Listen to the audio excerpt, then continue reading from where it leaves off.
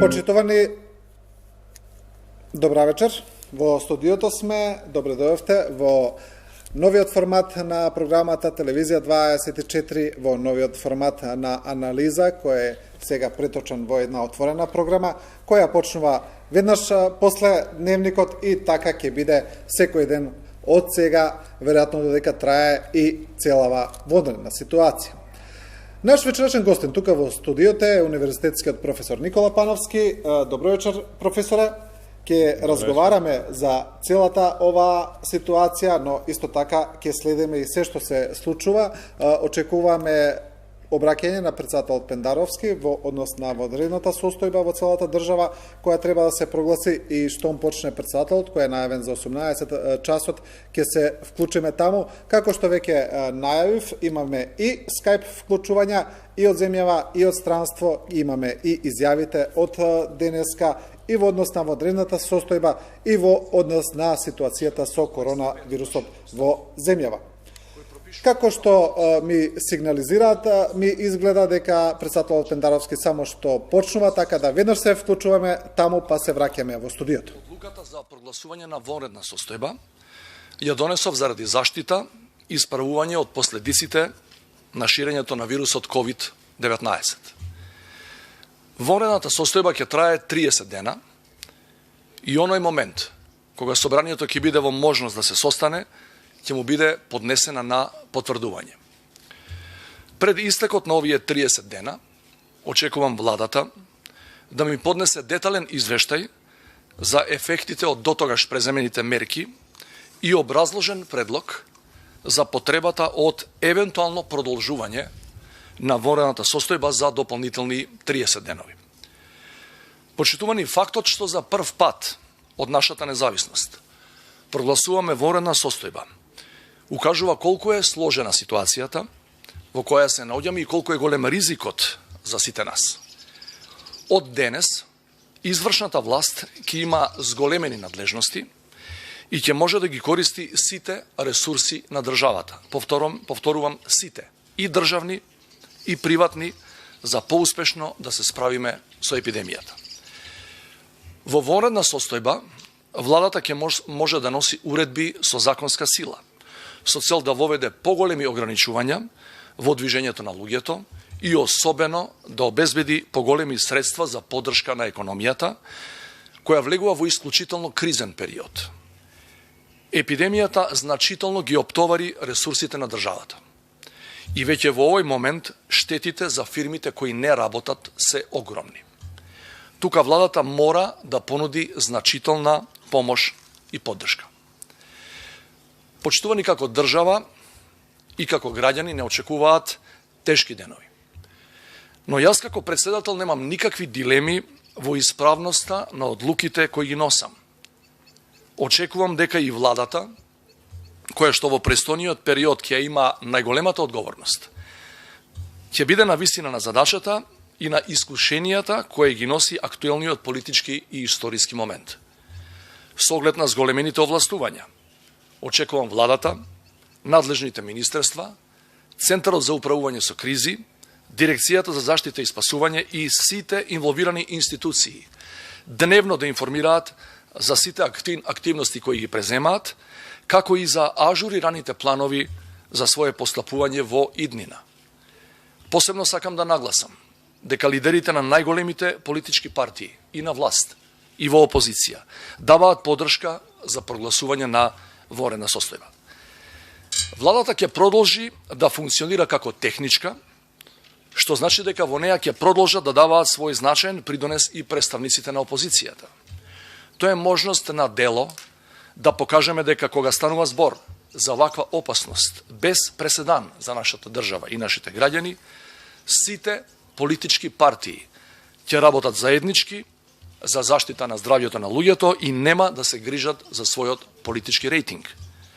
Во оваа ситуација ќе мора да бидат одложени изборите закажани за 12 април, а парламентарните избори ќе бидат закажани дури кога ќе се создадат услови за фер и демократско изјаснување на граѓаните. Сите анализи, дебати и калкулации за добивање на гласови или за пратенички мандати сега треба да ги оставиме на страна, затоа што се безвредни во однос на најскапоценото – заштитата на животот на нашите граѓани. Почитувани сограѓани, во деновите пред нас бидете дисциплинирани и одговорни пред себе си, пред своите најблиски, особено бидете одговорни и помагајте им на нашите повозрасни граѓани и граѓаните со хронични заболувања. Не излегувајте од дома без позначајна потреба. Следете ги информациите од надлежните органи и институции и доследно почитувајте ги нивните препораки. Во оваа прилика сакам посебно да им се заблагодарам на сите ангажирани здравствени работници, полицајци, војници и волонтери кои изминативе недели вложуваат навистина над човечки напори да им помогнат на граѓаните погодени од болеста. Имам порака и за сите наши државјани кои престојуваат надвор од земјата. Најпаметно е да останете во земјата во која сте, додека трае оваа состојба согласно препораките на Светската здравствена организација. Доколку сепак решите да се вратите дома, добре дојдени сте, но при тоа треба да знаете дека мора да ги почитувате сите мерки пропишани од надлежните институции, а тоа значи и можноста да бидете сместени во карантин. Апелирам до сите граѓани на нашата заедничка и единствена татковина да бидеме смирени, да бидеме одговорни и да бидеме солидарни еден кон друг. Ако си помагаме, ако се држиме заедно, сигурно ќе ја пребродиме и ова тешка ситуација, како многу пати досега во нашата историја. Ви благодарам.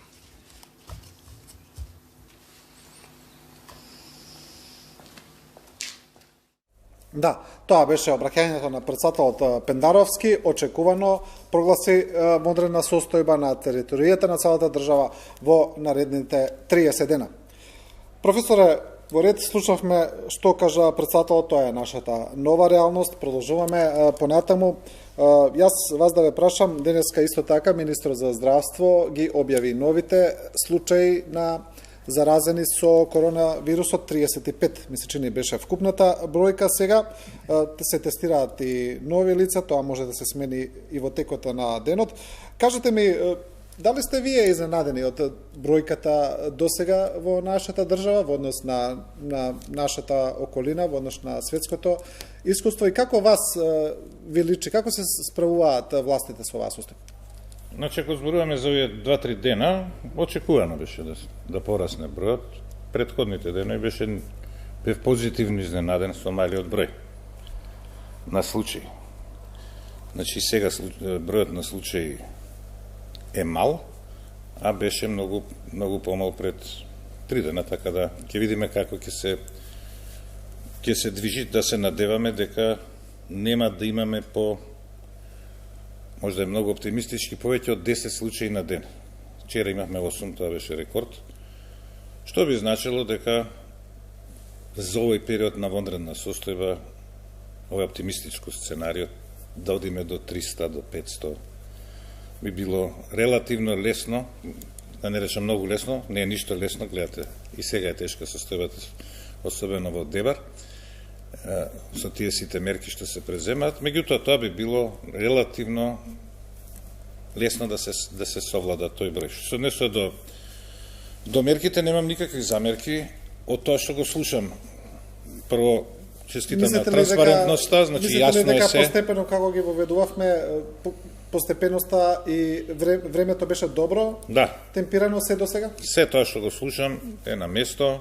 Дури за некои мерки мисле дека се преригорозни, меѓутоа подобро порано, отколку подоцна.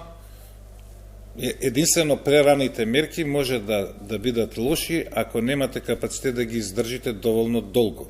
Ако ги преземете премногу рано, немате можност да ги држите оној момент кој ќе биде најопасно, тогаш може бидат лоши. Инаку сега, за сега се добри. Сега не можем да тврдам како е на терен.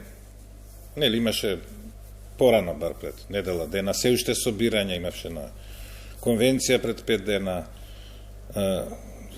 собирања масовни или релативно масовни, понатаму неконтролирање на граѓаните, што не значи дека се криви институциите, бидејќи знаете како се враќаат особено со возила. Кога немаше граници Европа, немаше ни печат, имаше печат од некоја земја таму, од Словенија или од Унгарија, дали биле во Италија, не можеше да се види, веројатно тоа како се одвива на терен е веќе друга приказна. Меѓутоа ова што го слушам и начинот на кој се прикажува, смиреноста на министерот, на останатите, на техничкиот премиер на председателот на државата, навистина на место и се гордеам со тоа. Дали мислите дека можеби министерот за надворешни работи апелира, рече се секојдневно до граѓаните веќе да не патуваат без потреба? Еве сега го слушнавме и председателот ги предупреди граѓаните дека може да внимаваат, дека може да бидат ставени во 14-дневен карантин, но мислите ли дека можеби тоа би било подобро да е тоа задолжителна мерка? Значи, сите што влегуваат мораат во 14-дневен карантин, нешто што, например, го воведе Израел веднаш. Од здравствен аспект, секако дека се тие мерки добри, меѓутоа ако средствата кои ќе се потрошат за тоа, а не се потрошат некои други средства кои се побитни во лекување на болните или спречување, значи ако нема доволно средства или капацитети, во тој смисол тие може да не бидат добри, инаку нормално дека е подобро да луѓето бидат заедно, меѓутоа ако има кој да ги обезбеди храна, безбедност, да спречи немири натре, таму секакви луѓе има. Ние кога одиме у хотел знаеме отприлика кои луѓе, која класа оди у каков хотел, какво одмаралиште, таму ќе биде измешано се и не знам како ќе се однесува. Значи на тоа треба да се мисли. Па таму треба да има, мислам, луѓе што ќе спречуваат конфликти. Замислете, ние сме само 4 дена во некаква полуизолација. Замислете што ќе биде идните 5 дена, па 15, па 20, па да не речем 2 месеци да седите дома, а не да седите во некој таму стационар. Инаку од здравствен аспект секако, ако може тоа да се издржи, е по-добро. Инаку што се однесува до патување, секако има вонредна состојба, треба да размислиме дали додиме на места во Македонија. Односно, може додиме, може и по-добро, но нешто не се на работа. Денеска баш ме прашува повозрастни колеги што не одат на работа. Мислите, да. Меѓутоа им рекол, бидете спремни дека таму ќе останете можеби до септември. Не може да се вратите кој ќе ви текне. Може утре да има 100 случаи, Скопје да биде затворено и да не може да се вратите дома. Значи, тие што мислат да одат, нека бидат спремни да си останат таму кај што ќе одат. Многу шетање, не треба, ако одат у викендичка негде кај што бидат поизолирани, тоа е во ред, меѓутоа да знаат дека може да се случи да нема да се вратат. Да не може бидејќи може покрај Дебрат реално да се очекува дека и некој друг кризен регион. Се надам да не биде Скопје, бидејќи ќе ги исцрпи многу капацитетите да биде прогласен за кризна состојба. Сакам да ве прашам, па тоа следно, значи новите случаи и оние вчера и оние денес се од Скопје. Да, 12 се од Скопје сега. Што е веќе, значи има некој показател, можеби дека можеби болеста тука да се шири. Да, најлогично е да се шири во Скопје кај што луѓето живеат најблиску еден до друг, најмногу комуницираат и третина од населението живее во Скопје и така да жариштето се очекуваше да биде Скопје, а не Дебар. Потешко е за контролирање, меѓутоа бројот од 12, кој релативно се, за некој се знае сигурен израз, за некој се предпоставува, се сепак возможни добри за контрола. Се уште не е тој толкав број. Значи, најголемата опасност е да се јават, моја индиција, значи, ние не знаеме колку има заразени, ние не знаеме колку има потврдени, тоа се 35. Најмалку се 100. Видите, гледате, овие од Дебар колегата и сестрите, тие се здрави. Да. Тие да не биле здравствени работници, да биле некои што работеле во продавници или негде биле во контакт, а не мало да се тестираат, ќе се тера понатаму. Значи, може би има 100 такви. Позитивно за мене за сега, не знам до кога е, што ако има 100 би требало бар 10 луѓе, до 20, да бидат толку тешко болни, што не би седеле дома. А ние ги немаме? Ги немаме. Тоа е, мислам, и би побарале помош во инфективната клиника или било каде и би им се докажала болеста и би биле примени. Зборам тешко болни, кај што навистина мислеле дека е грип, седеле дома и така натаму. Се уште овие се случаи кои се најдени со скрининг, заради контакти или заради лесна клиничка слика. А после некој од нив развија потешка, тие 5-6 души, меѓутоа другите се со лесна или немаат симптоми. Тоа е оптимистички вака добро. Да, јас сакам ние додека разговараме да подсетам на режијата дека доколку го имаме и социологот Славе Младеновски на линија да го вклучиме кога ќе можеме, да ми дадете само сигнал дека може. Ако го имаме, значи еве, може, значи тука сме, господине Младеновски, кажете ми само дали се слушаме прво. Добро вечер. Добро вечер, значи во ред на линија сме. Се надевам дека го следите разговорот. Кажете ми, професорот Пановски кажа за изолацијата, за карантинот. Тој спомна дека таа може и сама по себе да биде тешка за многу луѓе, нели? Може да делува лошо и психолошки, не може, туку ќе делува. Кажете ми, цела оваа ситуација значи едно големо пореметување на сите социолошки текови, луѓето се отуѓуваат, луѓето се исплашени, можно е појава и на депресија. Како вие гледате сега на целава ситуација од социолошки аспект? Во почетокот сакам да искажам благодарност за начинот на кој што телевизија 24 врши информирање на граѓаните во оваа вонредна ситуација. Истовремено благодарност до почитуваниот професор Пановски и до вашите гледачи. Факт е, после објавата на председателот на државата дека ние сме во вонредна состојба укажува на многу сериозен пристап и многу сериозна ситуација во која што македонското општество и македонската држава во својата историја за прв пат се соочува. Тоа укажува дека самиот пристап на поединецот, на граѓанинот, на индивидуата и на институциите, како и на организираните групи, се бара да биде единствено и синхронизираното однесување. Факт е дека ова што нам ни се случува сега, се случува речиси во целиот свет. И овој тест, всушност, што го има Homo sapiensот, всушност ќе покаже дали човекот како општествено битие истовремено е способен, поседува личен, интелектуален, емотивен и секаков друг капацитет да се спротистави на асоцијалното однесување и соодветно овој вирус да биде победен. Во поглед на вашето прашање можам да кажам дека човекот има иманентна потреба да се дружи со други луѓе. Тој е создаден, буквална смисла на зборот, дека му е потребна општествената група. Правени се одредени испитувања, човек може да издржи во затворен простор во самица максимум 8 дена. Ние сме соочени со ситуација во која што со членовите на семејството или со оние што сме најблиски, ќе бидеме доведени во ситуација за еден подолг временски период да живееме во вонредни околности. Меѓутоа, повторно сакам, како и многу други луѓе што укажува, да укажам на разумот.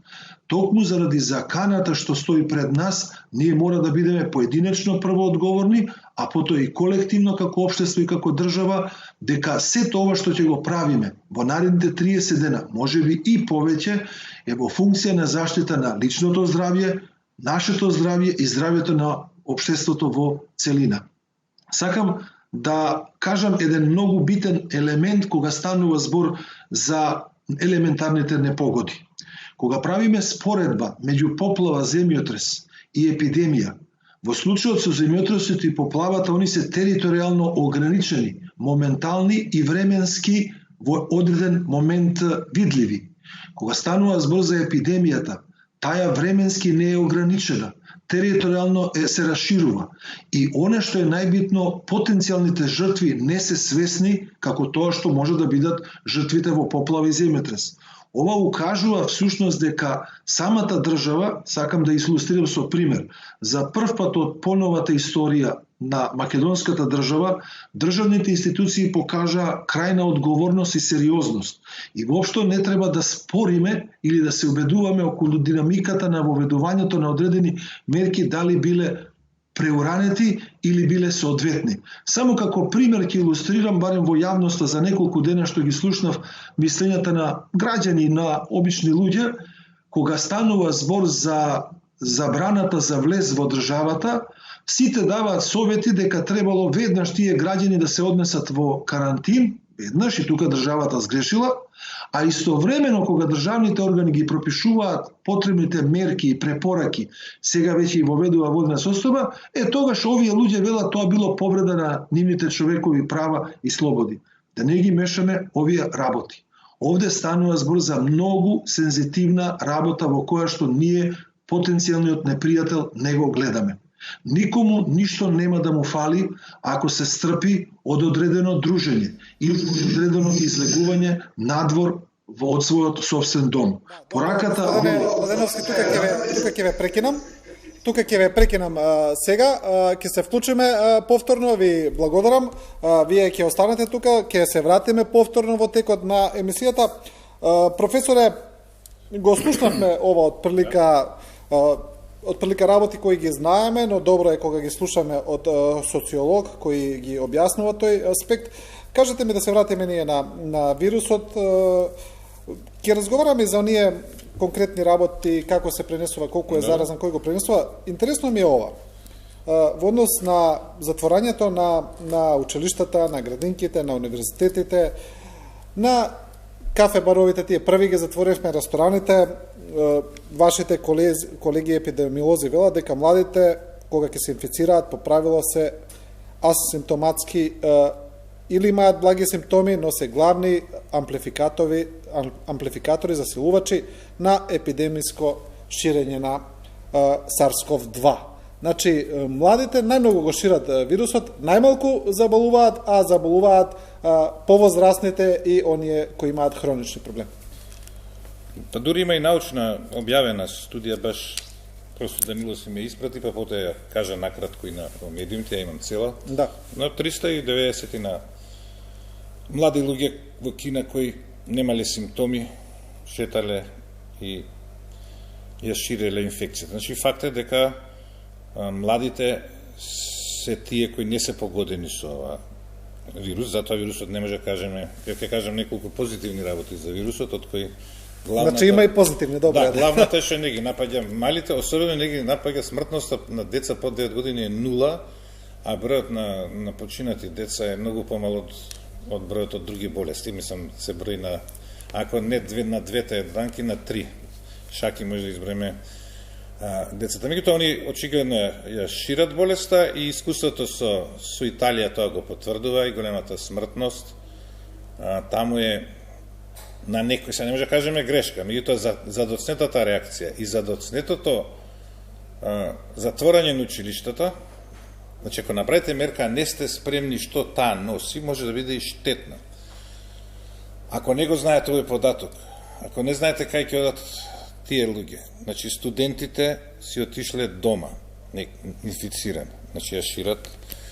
Огромен број отише во туристичките центри, бидејќи тоа е богата земја, ефтини цени, значи има скијање и така натаму, а помалите деца отише кај своите баба и дедо, бидејќи родителите продолжиле да одат на работа. И сега на таа милионски, ние не може да ги споредуваме тие бројки што ги има во Северна Италија, која сигурно е 10 пати поголема, 15 од Македонија, значи масовно младите отише кај што може би не одат толку често како кај нас, кај своите баба, дедо, прабаба, прадедо, и затоа букна таа епидемија и затоа просечната смртност кај нив е многу на возраста, на просечната смртност е многу висока, особено во почетокот беше преку 80 години. Тоа е ново искуство кое е поврзано, ова научна студија со праксата што се случи во Италија. Значи, треба да се внимава кога ќе се донесе нека мерка, што може она да донесе. Еве сега се апелираме да децата не одат кај своите баба и дедо, да седат дома. Да. И постарите што или помалку да излегуваат. Надвор, да не се групират, меѓутоа да не одат во контакт со постари особи. За среќа кај нас, мислам дека значи да не ме сатат погрешно да се уплашат сега, кај нас школите кои се затворија, немаше случај и децата мислам, односно сум сигурен, веќе пројде скоро 2 недели од кога се затворени школите, немаше што да пренесат. До сега, ако имаше, ќе пренесеа у првите 5-6 дена и ќе имавме случај, како што имаше Италија десетици, стотици илјади и така. Значи тоа кај нас е направено на време и мерката дава резултати. Кај нив е направено подоцна. Германците сметаат 10 дена дека закасниле, а италијаните 2-3 недели. И тоа е многу значено, кој за еден ден може да биде. Да. Професоре, ајде малку да поразговараме за оние различни мислења околу опасноста од вирусот, бидејќи колку што читаме повеќе, гледаме дека има различни мислења кај вашите колеги и дека интересно е што различни специјалисти различно реагираат исто така, епидемиолозите се најмногу условно речено исплашени, ајде да речеме, најмногу алармираат на опасноста, додека пулмолозите се некако посмирени. Беше многу вирална она изјава на вашиот колега Несторовиќ од Белград, кој зборуваше доста дури пежоративно, вели, ова е толку безопасен вирус, не знам зашто се плашат толку. Има едно интересно исто така видео од германски пулмолог Волфганг Водарт, кој исто така зборува за овој вирус и тој вели дека се претерува со паниката со корона. Јас сакам сега вака, да го видиме видеото, па потоа ќе го коментираме. Ако може да го пуштиме тоа видео, ако сме подготвени. Ich dachte erst, dieser Hype geht wieder vorbei, als das losfing, aber das hat sich ja so gesteigert, dass ich denke, da muss man mal genauer drüber nachdenken. Ich war Amtsarzt, ich habe ein Gesundheitsamt geleitet, ich habe ein eigenes Sentinel gehabt, ein eigenes Monitoring-System für Grippeerkrankungen, habe jedes Jahr in meinem Bereich, das waren 150.000 Einwohner, immer beobachtet, wie viele Menschen werden krank. Wir haben jedes Jahr, überall in der Welt, haben wir immer neue Viren, weil die Viren sich verändern müssen. Wenn dieselben Viren nochmal kämen, dann würde sie unser Immunsystem erkennen und wir könnten uns nicht krank machen. Das heißt, die Viren könnten sich nicht vermehren und die wollen sich ja vermehren. Und deshalb müssen sie sich immer ein bisschen ändern. Deshalb haben wir also jedes Jahr neue Varianten dieser Viren. Und da gibt es etwa 100 verschiedene Virustypen und die verändern sich dauernd. Das ist so die Szene. Und wir haben uns bisher kaum darum gekümmert, welche Viren nun diese Grippe oder diese Erkältungskrankheit oder wie man das nennen will, verursachen. Diese bunten Säulen, das sind jeweils die Erreger. Und das Grüne, im grünen Bereich dort, sind immer die Coronaviren dabei gewesen, in jedem Jahr. Es ist also normal, dass da immer ein großer Anteil auch Coronaviren dabei sind. Was jetzt passiert ist in China, in Wuhan, ist das größte Sicherheitslabor für Viren in ganz China. Das heißt, da gibt es sehr viele Spezialisten, da gibt es Leute, die kümmern sich den ganzen Tag nur um diese Dinge. Und die haben da offenbar, da gibt es ja auch, das sind 11 Millionen Einwohner, große Stadt, große Krankenhäuser, große Intensivabteilungen. Das sind immer Leute, die beatmet werden, immer Leute, die Lungenentzündung haben, Hunderte wahrscheinlich. Und die haben bei ein wenigen Patienten, das waren unter 50 Patienten, die haben diese Viren untersucht und haben dann im Labor nachgeguckt, wie ist die RNA, und haben eine neue Sorte gefunden. Denen ist das aufgefallen.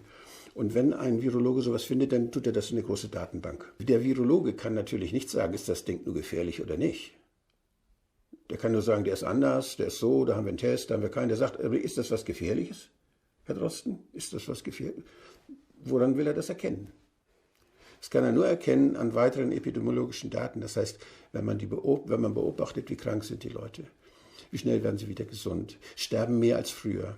Das heißt, hier ist es ganz wichtig, um das zu beurteilen, dass man die Daten aus den Vorjahren heranzieht, dass man vergleicht, dass man die Mortalitätsdaten sich anguckt. Wie ist es, wie viele Leute sind an Viruserkrankungen gestorben? Das heißt, je nachdem, welche Anteile der Bevölkerung ich untersuche, die Normalbevölkerung, die Leute im Wartezimmer von Ärzten, die Leute in der Klinik, oder wenn ich das untersuche bei Menschen, die sterben, die sehr, sehr krank sind auf der Intensivstation, dann werde ich immer, das ist zu erwarten, immer diese 7 bis 15% dabei auch Coronaviren finden. Ob sie daran sterben oder ob sie an anderen Erregern sterben und Coronavirus nur dabei ist, kann ich damit noch nicht sagen. Das heißt, wenn ich jetzt in Italien gucke, oh, die sterben alle, dann möchte ich wissen, wo sind die Tests genommen worden? Wie hat man die wenigen Tests, die zur Verfügung stehen, wo hat man sie benutzt? Wenn man sie im Krankenhaus benutzt hat, bei Schwerkranken, bei Sterbenskranken, dann steigt natürlich die Todesrate an Corona, weil das so aussieht einfach nur, weil man da hingeguckt hat. Und da waren dann die Virologen wieder, die sagten, die Politik hat sich umgeguckt, das kam von den Virologen. Also haben sie die eigenen Virologen gefragt und die meinten auch, das sei wichtige Sache und da müssten wir können da einen Test machen, wir können euch helfen, dass wir das auch wie in China dann sehen können. Also das heißt, da ist was gesponnen worden. Ein Netz von Informationen, von Meinungen hat sich entwickelt in diesen Fachkreisen und die Politik hat sich an diese Fachkreise gewandt, die damit angefangen haben. Hat sich das angezogen, dieses Netz, und hat sich in diesem Netz bewegt auch. Das heißt, dass jetzt es ganz, ganz schwer wird für Kritische zu sagen, halt, da ist aber gar nichts los. Und das erinnert mich an das Märchen mit dem König, ja, der eben gar keine Kleider anhatte. Und nur ein kleines Kind, was dann da sagte, er ist ja nackig. Das heißt, die anderen, die Hofschranzen, um die Regierung rum sind, mit denen die Regierung um Rat fragt, weil sie selber keine Ahnung haben kann, sind ja keine Fachleute, die haben das alles mitgemacht, die haben hofiert. Und so werden jetzt auch die Politiker hofiert von vielen Wissenschaftlern. Wissenschaftler, die wichtig sein wollen in der Politik, weil sie Gelder brauchen für ihre Institute. Wissenschaftler, die dann in diesem Mainstream mitschwimmen und die auch was haben wollen. Wir können auch helfen. Wir haben eine App und wir haben ein Datenprogramm. Wir können das machen. Da gibt es ganz viele, die sagen, hier, wir wollen da auch helfen. Das heißt, sie wollen auch Geld verdienen damit, wollen wichtig werden damit. Aber da fehlt so diese nüchterne Betrachtungsweise, die einfach mal fragt, und woran habt ihr das erkannt, dass es gefährlich ist? Wie war es denn vorher?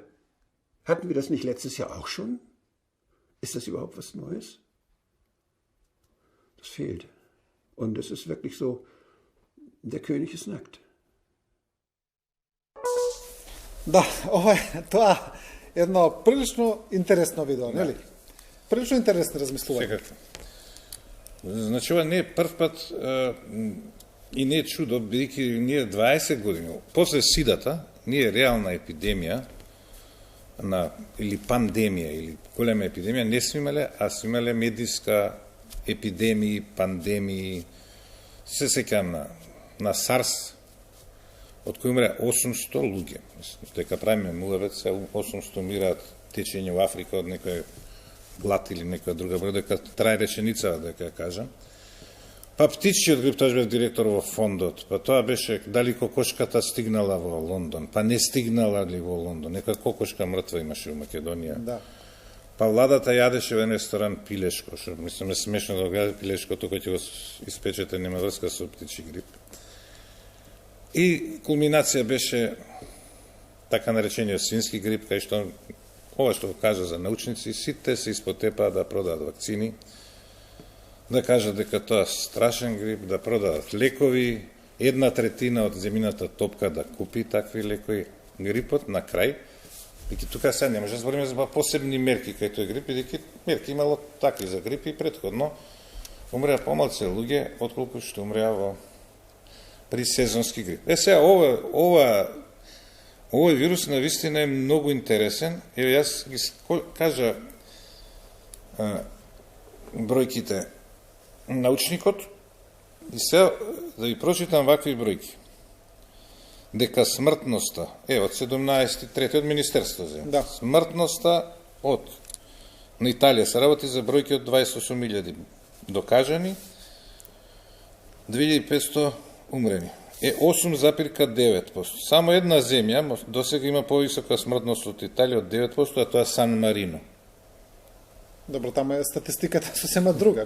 Добро, меѓутоа. Може било 5 заболени и еден починал. Не, ја имам 102. Да, сега карикирам, да. 9 на 100. 9 на 100, да. Да, значи меѓутоа. И сега да погледаме Германија, каде што Германија имала на 17 6012 13 починати. Или денеска има 8084 со 20 починати. Процентот на смртност е 0,27%. Или во Италија умират 42 пати повеќе луѓе отколку во Германија. Во Германија оваа болест сега, иако има 8.000, овако е нешто над нивото на оној сезонски грип.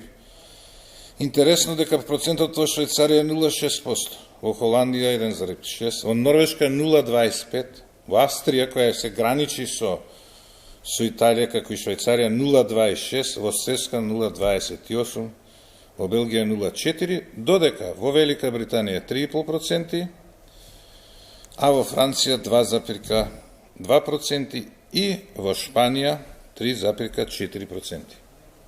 Во Кина веќе е стабилен процентот, немаме нови случаи, нема голем број, тој ќе остане околу нешто под 4, значи околу 4%. Тоа се интересни бројки. Сега кога гледаме Кина, на ниво на Кина, во Кина има заболено 56 луѓе на милион жители, а умрено 2,3 луѓе на милион жители.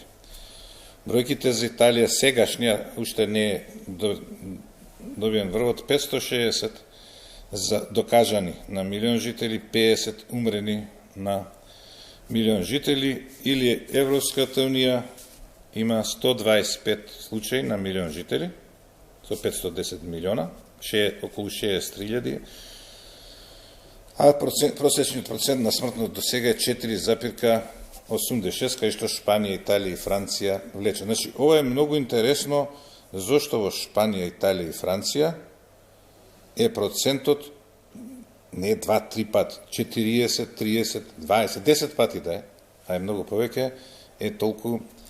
А се работи за истиот вирус? Се работи за истиот вирус. Значи, тоа се тие, што ги кажа професорот, разни методи и разни начини на лечење и разни начини на скенирање на населението. До сега во Европа смртноста е 6 на милион, 6 луѓе на милион.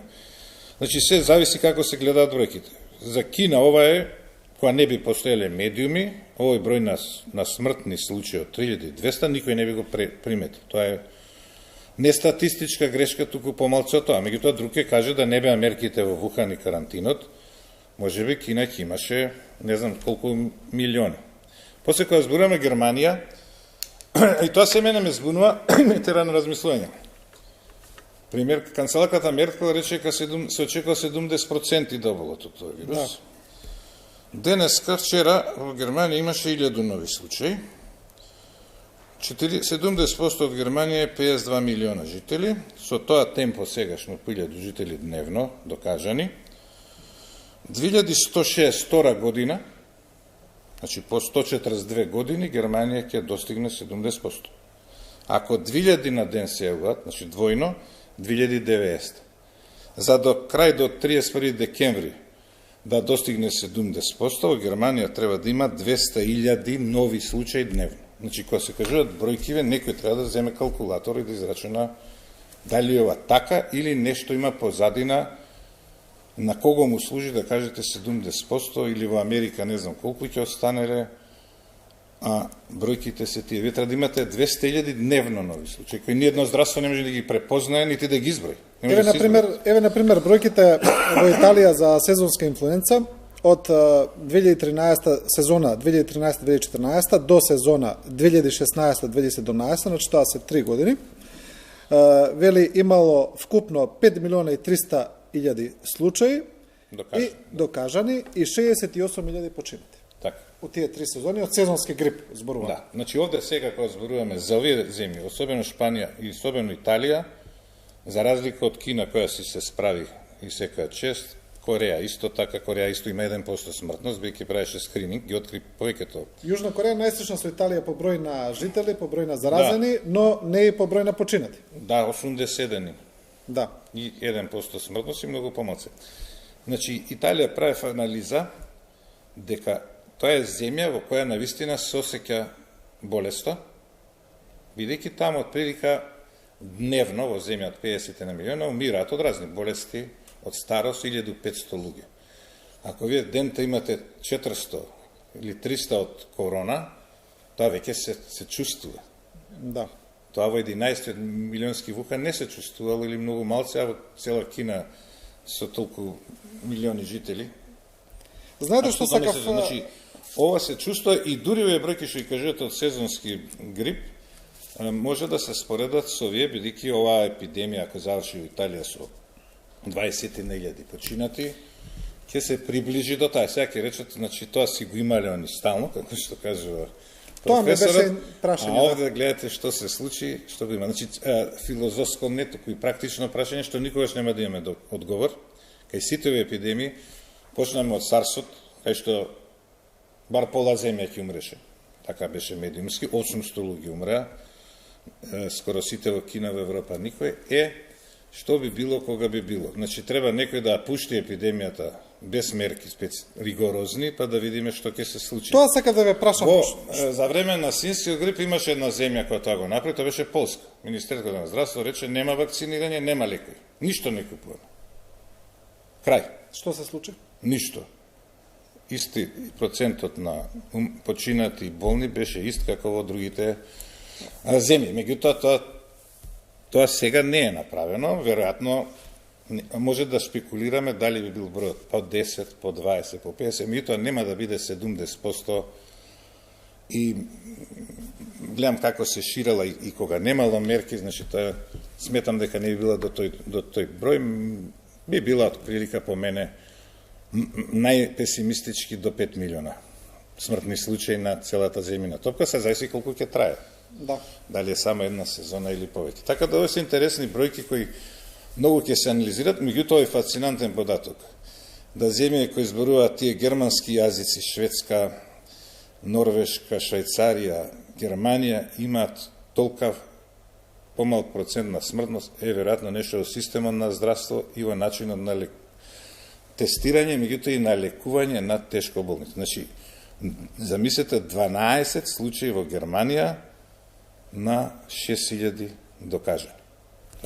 Да, имаме и денес изјава од министрот Филипче на оваа тема, ќе ја видиме покасно во емисијата. Сега мора да направиме една пауза за реклами, потоа се враќаме веднаш со Skype вклучување од Соединетите Американски држави. Да, се враќаме во студиото, како што најавив, сега ќе се вклучиме во Соединетите Американски држави. Таму е Борис Камчев, кој е дописник на МИА од Вашингтон. Прво да видиме дали имаме врска, дали се слушаме. Камчев? Да, се слушаме. Здраво, Сеат. Здраво. Како сте, да ве прашам, веднаш каква е денеска состојбата во Соединетите Американски држави и таму расте бројот на случаи? Мислам дека сите држави веќе пријавија случаи на коронавирус. Да, точно. Денеска пријави и Западна Вирџинија, која беше една од последните држави каде немаше пријавено случаи. Да, инаку ситуацијата е таква што сад се наоѓаат во една исклучително за необична ситуација за милиони американци. Тие првпат во својот живот, многу од нив, можеби првпат во својот живот се соочени со она блокада, што овде се нарекува general lockdown. Во многу сојузни држави се препорачува да се лимитира социјалната интеракција помеѓу луѓето. Сите тие препораки што ги даваат официјалните лица од здравствените служби на САД. Да, и како што знаеме, инфекцијата се зголемува со прогресија од 33% дневно. Така заклучно денес во САД има над 7300 случаи на заболеност од коронавирус, а 115 лица досега починаа. Камчев, има досега многу, цело време читаме за критики за американскиот здравствен систем, нели, она за што постоеше огромна дебата и во самите држави во однос на Обамакер, нели, во однос на здравственото осигурување, во тоа дека сите луѓе немаат достапност. Како сега здравствениот систем со тоа се справува? И имаше голем предизвик со тестовите, нели? Имаше критики дека нема доволно тестови во Америка, дека не се подготвени. Да, точно е тоа дека на почетокот администрацијата на Трамп не се справи многу експедитивно да одговори на предизвиците од вирусот, но како што стануваше ситуацијата посериозна, така станува и сериозни твитовите и реакциите од страна на Трамп. Нели, тој на самиот почеток говореше дека ова ќе помине брзо, дека ова е само пролетен грип кој ќе го убие топлото време, но еве топлото време настапи март месец во некои сојузни држави како овде во Вирџинија е топло, има многу топли денови, но вирусот се уште се шири и администрацијата на Трамп стана сериозна и одговорот на вирусот исто така стана робустен во последната недела, да речам. Например, баш денеска, тоест секоја ден администрацијата одржува пресконференција како кризна пресконференција во Белата куќа со Трамп, со подпредседателот Майк Пенс, со целиот кризен тој штаб што име за одговор на предизвиците од коронавирусот, тие официјални лица од Центарот за превенција на заболувањата и инфекции, потоа овој што е Антони Фаучи, кој секојдневно рече се јавува од Центарот за алергии и инфекцијски заболувања. Така што одговорот е политичкиот одговор од страна на Трамп и неговата администрација е робустен, но е, например, како пример ќе кажам, денеска тие препорача на Трамп кажа дека наредил да се испрати, да се распореди цел војнички брод од војната морнарица на САД, брод болница на пристанишето во Нью-Йорк Сити, бејќи Нью-Йорк Сити, градот Нью-Йорк станува веќе епицентар на жариштето на болеста во САД, каде што има досега заклучно синоќа, мислам, има заболено околу 1500 случаи на заболени од вирусот. И така што таму се насочува вниманието во Нью-Йорк, каде што, например, градоначалникот на Нью-Йорк изјави дека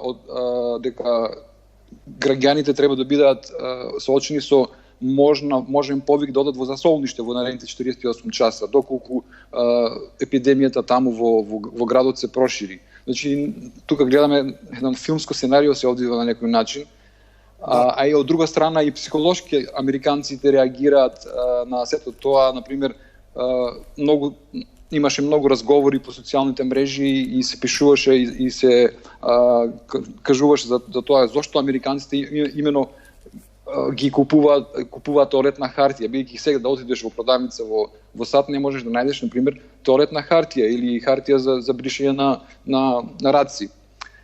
Да, добро, Камчев, во ред ти благодарам за информациите за состојбата во Соединетите Американски држави и се разбира како и ние тука. Чувајте се. Да, ви благодарам и на вас. Исто и вие чувајте се и се надеваме дека ово ќе заврши многу брзо. Да, се надеваме и ние пред да ве прашам, ова е интересно, градоначалникот на Њујорк што кажал граѓаните додат во засолништа, претпоставам дека не се плашат од бомбардирање од вирусот, туку веројатно тоа е исто мерка за карантин, за изолација, помалку социјални контакти. 1500 луѓе на толкава број, не разбираме тоалет хартија зашто купуваат. Да, тоа е неразбирливо кај нас, да, зашто снимуваат. Овие мерки се интересни сега. Колку може да траат, за солниште се оди кога бомбардираани Србија, од еден ден србите, па утредната излегуваат, нели? Да ве остату за солниште месец дена, два, не ви треба коронавирус. Тоа е веќе нешто страшно. Луѓето ќе се испотепаат меѓу себе. Значи, сега пролете, на децата, на бебињата им треба сонце, им треба витамин Д. Прошла зимата, на младите им треба да се движат. Им треба свеж, чист воздух, да излеземе од оној загаден воздух. Сега е чист воздухот, за да може да добијат оној најважен, што ни го дала природата, неспецифичен имунитет. Имунитет кон сите болести, исклучувајќи ги пред се вирусите. Значи, некој болува од вируси 10 пати годишно, некој не болува ни една. Што е заради тој неспецифичен имунитет, не дека имунот тие вируси па ги прележал, туку едноставно ги одбива, бидејќи има имунитет. И сега да се оди во скривници и не знам каде, кај што луѓето меѓу себе ќе шират болеста, не можам да го разберам. Значи, и тука треба да се внимава ограничување на движење ноќе. Да, може после 6 сатот, меѓутоа кога е сончево времето, јас се зборам, бидејќи е во vanredна состојба, и може владата да донесе одлуки и нивна е проценката. Ако ни процена дека не може да го контролираат населението, што ја не можам да го видам сега, дека е несовесно, дека се собира во групи, нека се донесат и такви краткорочни мерки. Меѓутоа, тоа што го гледам, и како микробиолог кој е 30 години како професор, 10 години асистент, предава вирусологија и делот од вирусологија на македонски јазик учебникот сум го напишал, тоа што го знам за вирусите, можам да гарантирам дека излегување надвор, сега дали е тоа значајна потреба? Јас мислам дека за еден човек да излезе саат време надвор е многу значајна потреба. Јас се веда без 10 км со велосипед, за тоа ми не е значајна потреба. Ако не го правим, ќе се разбол од нешто друго. Значи, ако излезат оние што заедно живеат, значи со детето, со сопругата, тоа да биде групата, не поголема, или сам најбол, да се прошета, ако кој нема никаков контакт со други луѓе. Ако застане да збориме како сега, што збориме дури и подалеку, и на отворено нема теоретски шанси, значи теоретски шанси нема дури да сретнете некој што е позитивен на коронавирус да се разборите. Значи тоа не треба да се спречува по секоја цена со дозвола да излегуваат надвор, бидејќи голем број на луѓето излегуваат надвор, одат на работа, некои се среќаваат со стотици луѓе, одат во продавници. Значи тука треба да се удрат средствата, маските не треба да се трошат, зашто некој излегол да се шета по кеј со маска. Што ке му е маската на кеј, кога ако не мисли со никого да се приближи. Маската треба ќе влезе у продавница, особено на тој што работи таму. Кај што има народ, дезинфекција. Кај што е погусто. Дезинфекција. Значи ова маските многу делуваат на населението, еве нешто се прави. Сите имаме маски. А што има врска ако имате маска, ако не се приближите до некој? Нема шанси да добиете никаква болест. Или гледам дека многу сакаат да оди некој камион да дезинфицира улиците. Да чувствате дека вирусот се добива од улична прашина, колку и да живееме. Од улична прашина се добиваат овие болести од кои умираме, 1300 луѓе годишно, од загаден воздух. А делува тоа зашто не е дезинфицирани улиците. Значи, лифтот треба да дезинфицира секој ден, кваките на лифтот и влезовите, ако веќе има пари за тоа, а не да се фрлат за, се разбира, овие возилата, такси возила, натре, не надвор, натре, автобусите, се што се добива превоза возовите, кај што се добива со раце, тука треба акцентот да биде и маските и заштитните средства, особено тие квалитетните, да се чуваат за здравствени работници, не ни се случува што ни се случува во Дебар. Прво тие да се бесплатно да добијат се, па потоа вие што работат по банки, на шалтери и така натаму, па населението, ако има за него, нека си купи, меѓутоа не гледам на сега на телевизија кај да една маска.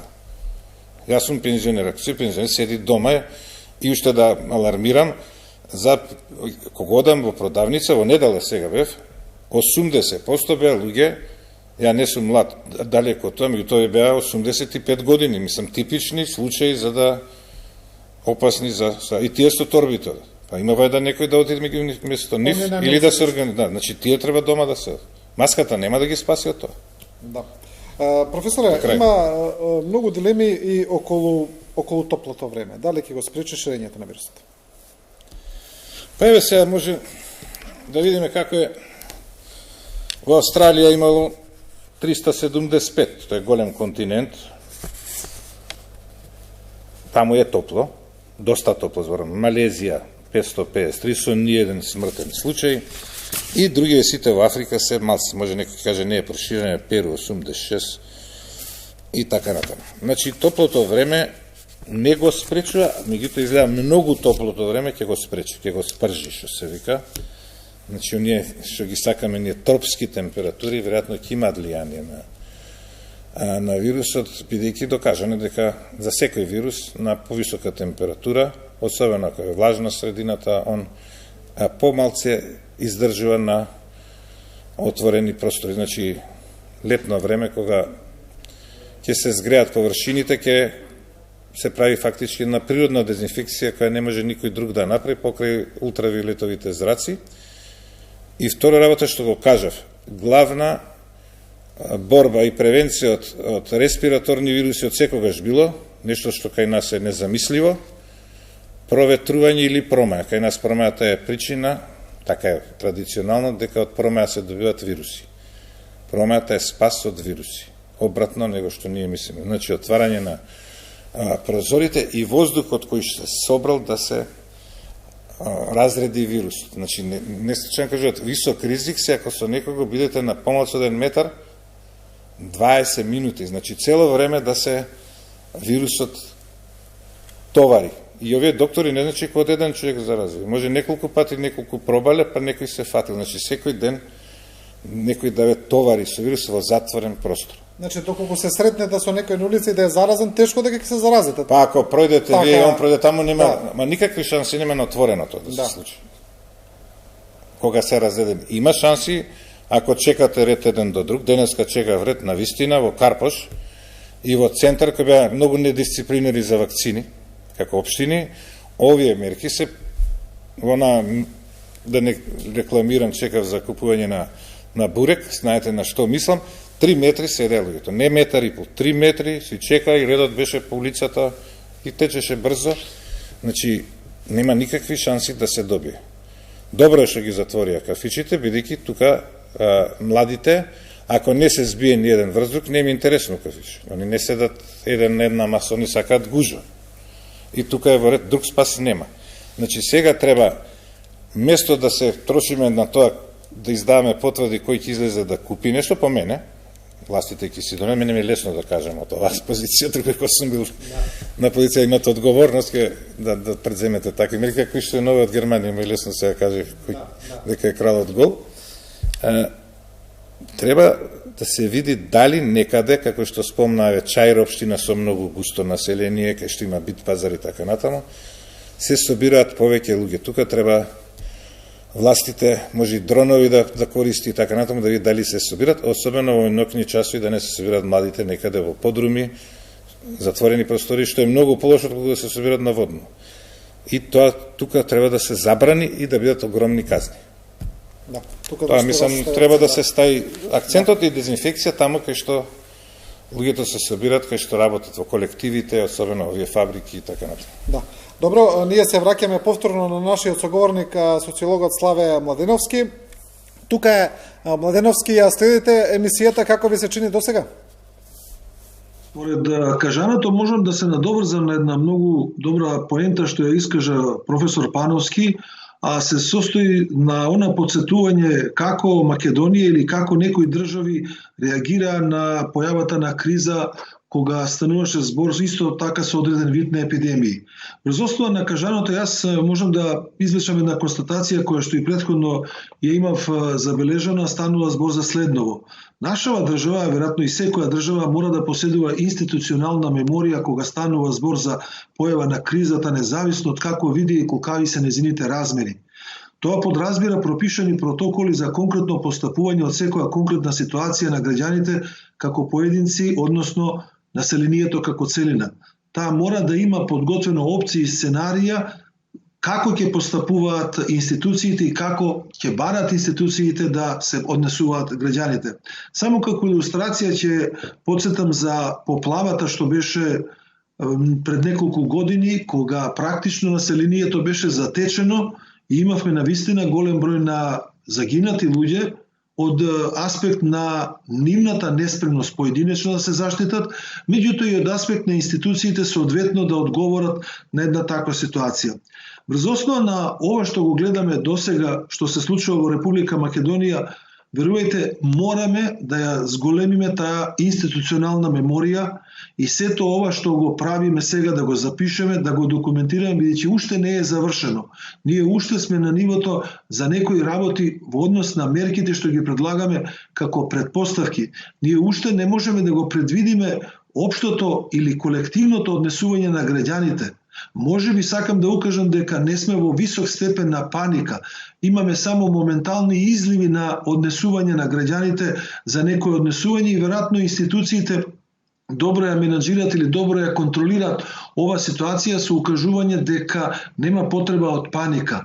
Не сакам да помислам на ситуација во која што граѓаните ќе помислат дека им е загрозена безбедноста или ќе има недостиг на храна или слично. Денеска видовме, а и вчера потврди одредени инспекцијски органи, дека државата максимално се обидува да ја држи оваа ситуација под контрола. Меѓутоа, и како социолог, и како човек, таа ќе покаже немоќ на долго време ако самите граѓани, како индивидуи во заедницата, не покажат совесно однесување. Државните институции можат со посебни уредби во зависност од тоа каков е статусот во државата, па дури кога станува збор за ваков вид на епидемија или друг вид криза, да го пропишат однесувањето на граѓаните и правните субјекти.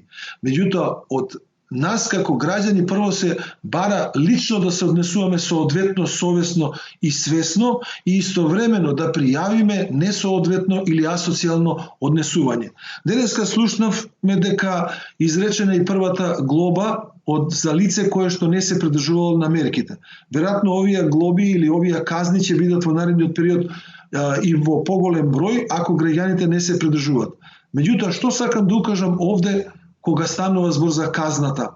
Таа не е казна која ќе му ги земе 1000 евра на граѓанинот за да се наполни буџетот. Не. Таа е порака за оние потенцијални граѓани кои мислат дека државата нема да ги примени казните, односно казната за несоодветно однесување. Тоа значи, со примената на казната државата го намалува ризикот од ширење на заканата или на болеста, а не го полни и буџетот. Така што имате ситуација и во други општества, знаеме дека казната на одредени луѓе што се многу богати парично, мислам дека, еве ќе ја земам Италија како за пример, беше една од мерките дека државата ќе пропише казна од 200 евра за граѓаните што ќе се движат или ќе го напуштат местото на живење. Видовме дека самата таа мерка се покажа нефункционална. Зошто? Зошто граѓаните имаат 200 евра да платат и сакаат да се однесуваат. Ние се наоѓаме, според мене, сега... Ако може да ја прашам. Кажете ми сега, се случува де факто најголемо одземање на граѓанските слободи во цел свет, како последица на мерките кои се воведуваат против коронавирусот. Тоа ќе се случи и кај нас, веќе се случува, но ќе се случува уште. Кажете ми, дали луѓето имали истражувања како луѓето реагирале во вакви ситуации? Ќе прифатат ли луѓето да им бидат одземени дел од граѓанските слободи на сметка за да се чувствуваат по-безбедно, можеби од болест? Јас ќе се повикам на една студија што има направено професор Бошале после земјотресот во Скопје 63 година. Со оглед дека одамна ја немам читано таа студија, меѓутоа генерално она што можам да извлечам од таа студија е дека всушност луѓето се однесуваат одреден начин асоцијално, бидејќи се исплашени, бидејќи не знаат како е утрешното утре. Меѓутоа, затоа постојат така наречени штабови на криза или кризни штабови или институции кои што едноставно ги упатуваат луѓето да се однесуваат соодветно. Еве, кога би ја земал таа студија, познато е дека во 63 година, јас релативно тога сум бил практично многу млад, добар дел од луѓето кои што биле во загрозена состојба се евакуирани, што е елементарна мерка за да создадете услови за живење на одредено подречје, прво да ги извадите луѓето и да создадете услови. Овдека во ситуацијава пораката која што стигнува од официјалните државни органи, бидејќи не е таква несреќата или заканата, вели сведете во ризикот на ширење на болеста со намалување на контакти. Ниту државните органи, ниту самите ние, еве и професорот тоа го кажува, не можеме целосно да останеме дома. Значи имате тука и психолошки и социолошки проблем кој едноставно ќе создаде проблем доколку траева подолго.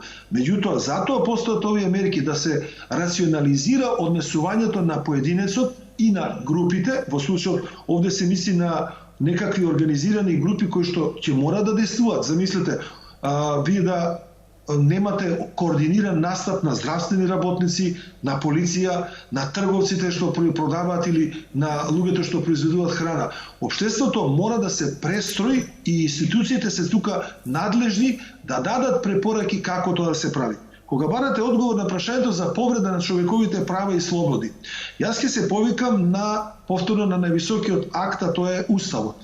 Во Уставот државата има право да прогласи ваква состојба.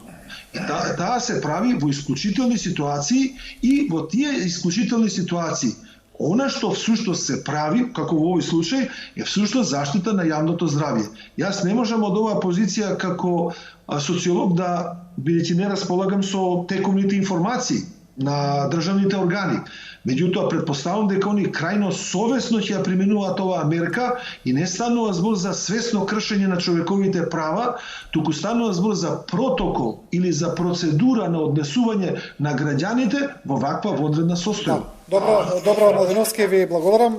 Ќе ве вклучиме уште еднаш во текот на емисијата. Јас сега сакам да го видиме нашиот денешен прилог на телевизија 24 во однос на тоа како се однесуваат луѓето, дали ги почитуваат протоколите и препораките на колешката Сања Савеска и потоа ќе се вратиме во студиото.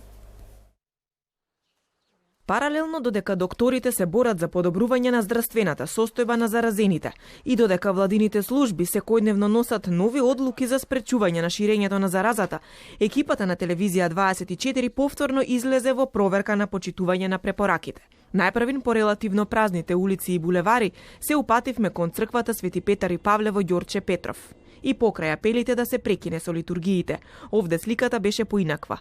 Мал број на верници пред црквата присуствуваа на утринската литургија и притоа поклонувајќи се ја допираат земјата, а потоа лицето, што е спротивно на препорачаните мерки за заштита. На градските гробишта во Бутел сликата поразлична од вообичаено. Најтажните моменти сега се уште потажни. Тишината е длабока и мачна. Последните испраќања сега се само во кругот на најблиските. Оттаму се упативме кон Шуто Оризари и се чини, влеговме во сосема безгрижно подрачје. Овде затекнавме музика, смеа и целосно непочитување на препораките. Вака изгледа Шуто Оризари денес, кога во Македонија се регистрирани 31 пациент заразени со коронавирусот. Овдека како да не допрел гласот и препораките на владата и Министерството за здравство. Од тука велат, коронавирусот во шутка не може да дојде. Непознавањето на состојбата во овој дел од градот е загрижувачка. Децата и целокупното население тука се под висок ризик. Оттаму жителите на Шутка преку градскиот превоз се упатуваат кон центарот на Скопје. И покрај алармантната состојба во целиот свет, овде сите се спокојни. Не знаеме што е тоа коронавирус, овдека не постои коронавирус во Шутка. Коронавирус, сите вируси што ги имаме, значи во Македонија, тие нели се вируси? Ама и тоа е еден болест како и другите болести што доаѓаат. Но до сега, фала му Господ, немаме ништо овде кој Шутка. Чистиме да не ги чистиме, кај нас тоа нема. Тоа не постои Шутка. Значи ние сме луѓе кои веруваме во Господ. Аллаху екбер. Еден е Господ. Знаете ли дека може да се заразите многу лесно сите? Не, сите не се заразиле така сите. А ги слушате ли препораките од владата? Знаете барем една да ми кажете препорака? Не се замарам за владата много. А се замарате за вашето здравје? Не се ни замарам ни за здравјето. Какви вирус беше у Италија? Нема вирус тука, какво вирус има? Коронавирус, обичен вирус. Као секојаш, вирус обичен. Како вие се штитите од тој вирус? Ние се штитиме од тоа вирус, нормално си ги миеме рацете, хигиена држиме. Има ли во Шутка луѓе од Италија кои што доаѓаат? Има. Дали се пријавени? Не се пријавени, тоа треба државата да преземе. Како ги пуштил да доаѓаат? Не се плашите дека може да се разболите? Да се плашиме, па еднаш се умира, што да се плашиме. Мене носот ми тече, обалнацена ми е саката. Зошто сте надвор ако имате симптоми? Зошто не се пријавите? Кај да се пријавиме? Ја не знам. Кај да се пријавиме? Кај кого? Кај лекарот вчера сум бил, затворен на вратата. Никој не се плаши Шутка. Се осеќа дека нема овдека, као да сме, али може и тука да има, ама не се појавуваат луѓето. Се најнормално, сите народ се движи, паника има, највише за јадење. Не е шега и граѓаните треба да бидат одговорни, апелира редовно на пресовите министерот за здравство, но дел од граѓаните и понатаму одбиваат да ги прифатат препораките. Во Жена парк и денес повторно групирање на пензионери, кога дел од нив не видоа дека доаѓаме веднаш се разбегаа, а еден од нив храбро ни одговори дека не може по цел ден да остане дома. И денеска сте повторно тука? Да, повторно сме. Не ги слушате и понатаму препораките. Знаете ли колку може да биде опасно ова ваше собирање? Зашто? Тројца, четворица сме, не сме 10 души ми, господа. Добро, знаете ли дека со вакво неодговорно однесување можете да ги заразите вашите најблиски дома? Како ги разборам, од кај знам ја дека дали сум ја болен или овој болен, не му пише во учело дека кој е болен. Одговорните граѓани и понатаму водат грижа за своето и здравјето на своите најблиски, па во домашни услови го исполнуваат своето време. Дел од нив се упатуваат кон апотеките во потрага по неопходните хигиенски средства. Во Скопје се забележуваат редици со пристојно растојание. Скопје и Македонија водат битка со коронавирусот. Се може да почека. Застанете и размислете. Вашето седење дома овој пат може да помогне многу. Бидете одговорни кон заштитата на колективното здравје. Останете дома. Спасете живот.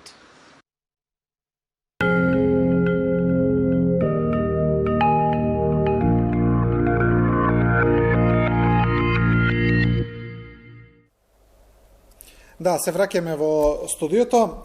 Професоре, гледаме како размислуваат дел од граѓаните и сега ние, еве, како медиуми, вие како експерти, како луѓе од областа, што се вика онака народски пена не фати, зборувајќи цело време по медиуми, но сепак, еве, дел од граѓаните велат зошто, што би се плашале, зошто да почитуваме, зошто да не се движиме. Може би никогаш не е доста од препораки. Секако, некого не може да разубедите тој што мисли дека во џамија и црква не се добива болест. Не може да го разубедите. Он верува во тоа и може би нема да добие зашто има многу јака вербата во тоа.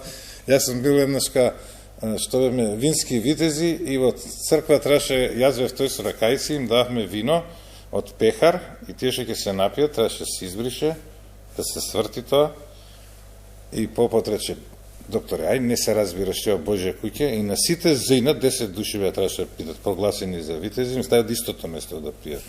Ова е Божја куќа и не може да се добие. Тоа го слушаме.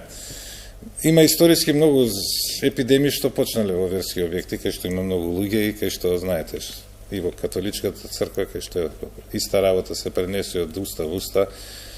Значи, ние како научници, како експерти, кажуваме дека и таму може да се пренесе. Јас кажав, погребите се место кај што апсолутно треба заштита на оние што им е паднат имунитетот заради смртта на најблискиот, особено постарите, кои со саати стојат таму во капелата. Значи, пред се зборам за капелата, кај што луѓето проаѓаат, ги гушкаат. Значи, треба да се прекине тоа и да гушкањето да бидат исто на дистанца, без разлика што е погреб или било што е. Свадбата ја одлагаме, погребот не можеме, меѓутоа нека носат маски тие што бар што примаат сочувство. Значи, секогаш тие што одат повеќе луѓе, тие треба да бидат заштитени, бидејќи во Дебар едно од ширењата на болеста беше и причина за доаѓање и ширењето беше погреб. Од погреб, да. Така да и на тоа треба да мислиме и особено на овие работи во црква. Еве, добро што се сепак надвор што е на дистанца, меѓутоа еве гледате па надвор на земјата сега. Доколку можеме да избегнеме, да се избегне, да, и што не море. И најважно е и да се допре земја. Било што да се допре. Треба да има тоа, ние го имаме тоа осет микробиолозите, особено имат сите ни се смеат од времето. Ја осеќам на рацете кога нешто сум допрал и со тие раце не фаќам ништо друго дека не ги измијам. Значи го имате тоа осет како имате осет кога не сте ги измиле забите од сабајле, дека не ги измиете, се чувствувате нелагодно. Тоа сите ќе почнат тоа да го чувствуваат и една добра страна. Ако ми дозволите ќе кажам после и другите добри страни на оваа ситуација. Сега не треба добри страни, да. Што повеќе. Значи е миење на рацете.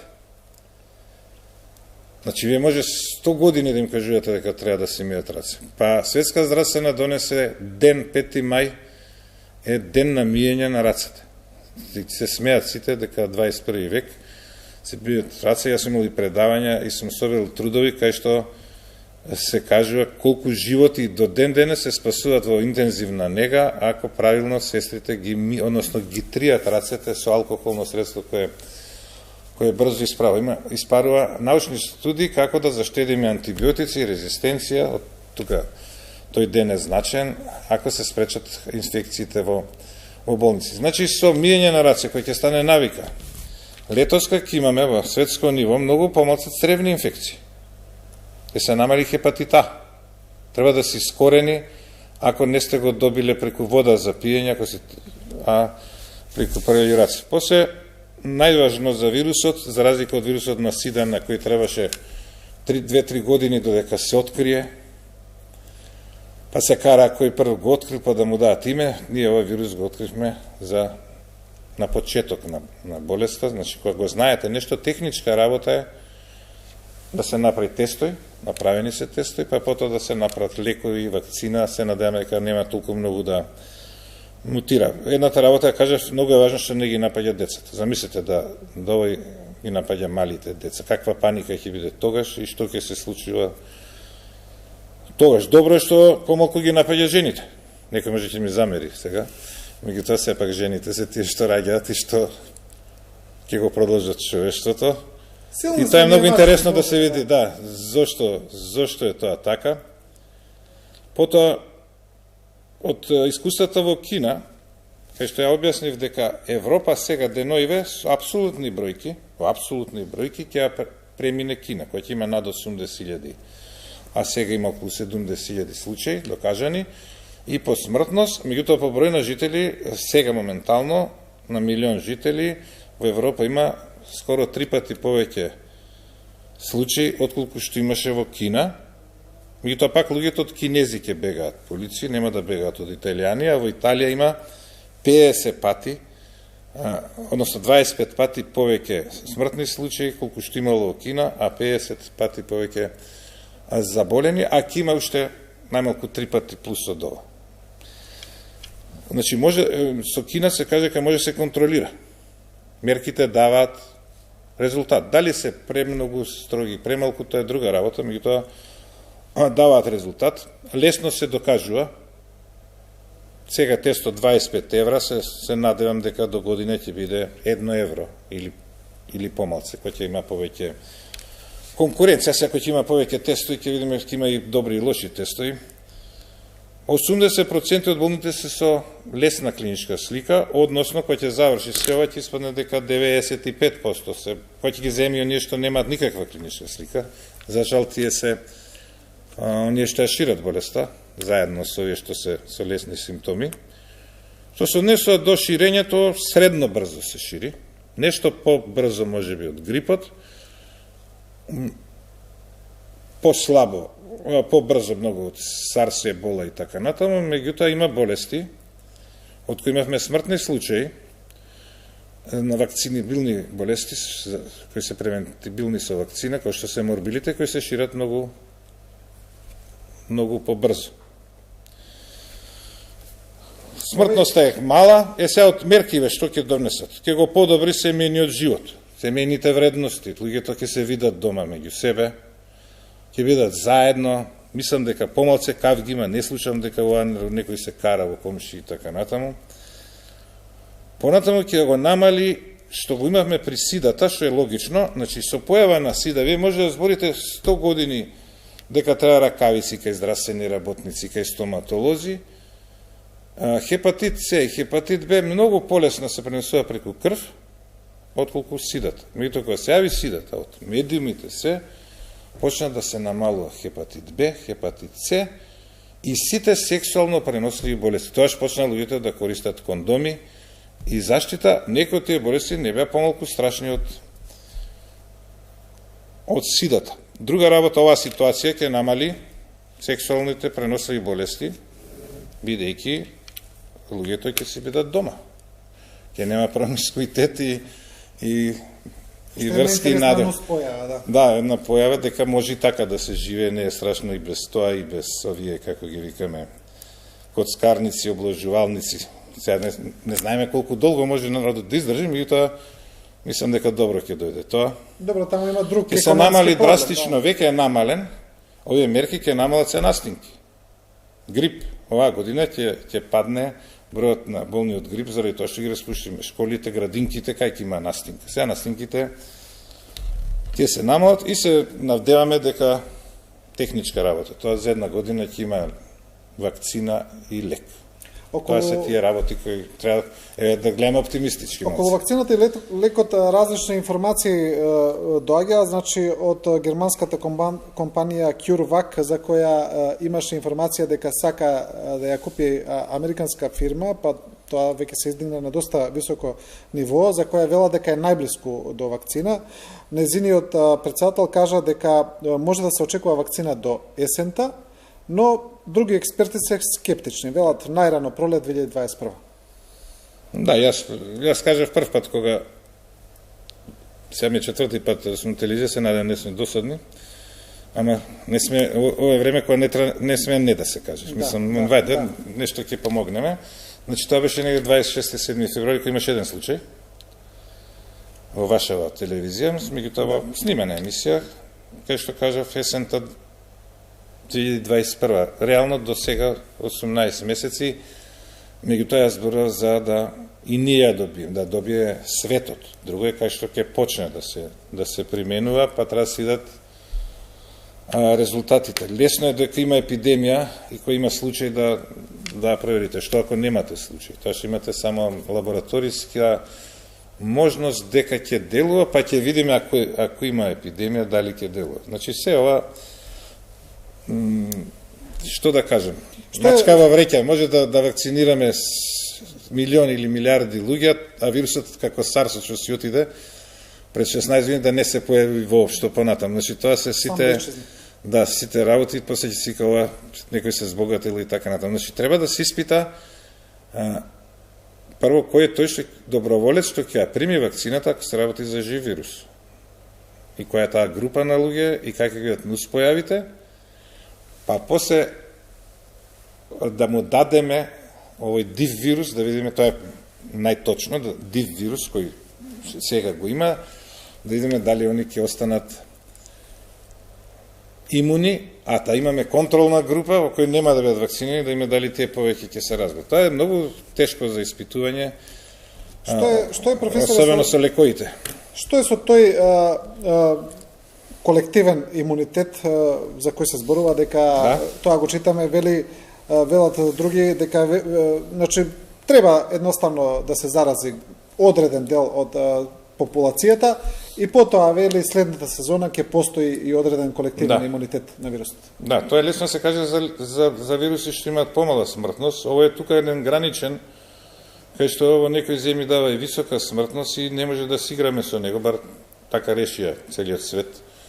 Така ќе го на некој начин ние го спречуваме. Ќе се спречува. Значи природниот, имаме природен имунитет и колективен кој се добива најчесто не од болест, сите мислат дека мора да се разболиш, туку од контакт со вирусот. Најчесто без инфекција или инфекција за која личела на настинка или нека друга болест и така се создава колективен имунитет. Меѓутоа за да тој се создаде, вие треба да пуштите вирусот и луѓето да го создадат. Овој пат нема да се создаде колективен имунитет, природен, или тој ќе трае многу долго.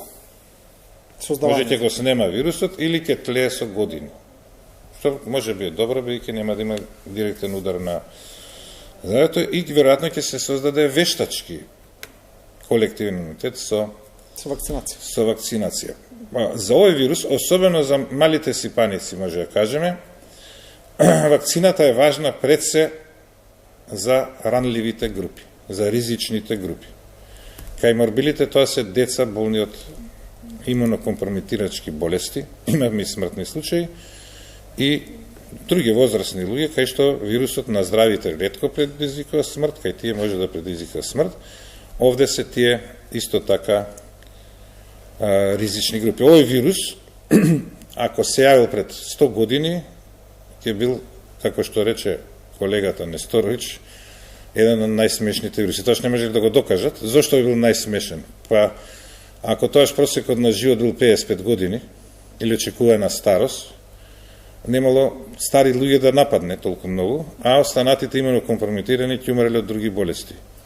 Хронични болести и така. Значи, денеска населението е многу по-старо и многу по-подложно на овие инфекции, кои за некои вируси и бактерии кои некои порано може би постоеле, меѓутоа не наоѓале тло да се расшират. Значи продолжениот животен век. Да, апсолутно продолжениот, кај што имаме очекуван става во некои земји која се движи до 90 години.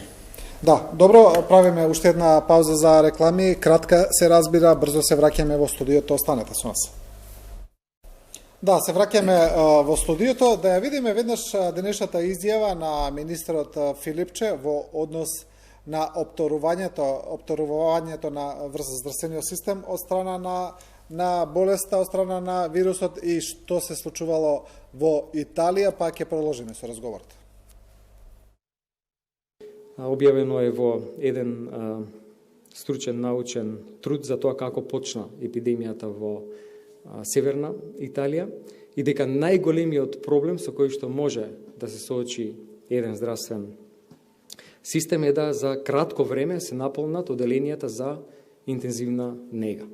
Во Италија, во градот Кодонјо, на крајот на јануари бил примен еден пациент со атипична пневмонија, кој што бил диагностициран со коронавирусот и веќе следниот ден 36 други пациенти кои што не биле во директна епидемиолошка врска со претходно примениот пациент, а консекутивно по 10 до 15, односно 12 во првите 3 дена од епидемијата пациенти кои што барале механичка вентилација, односно лекување во оделенијата за интензивна нега. Во таа смисла, сметам дека раното откривање, скрининзите по епидемиолошки индикации, како што веќе почнавме да правиме во Дебар, сега во околината на Струга овие денови, а се прави планот и за некои населби и региони во Скопје, но и во други градови согласно податоците кои што ги имаат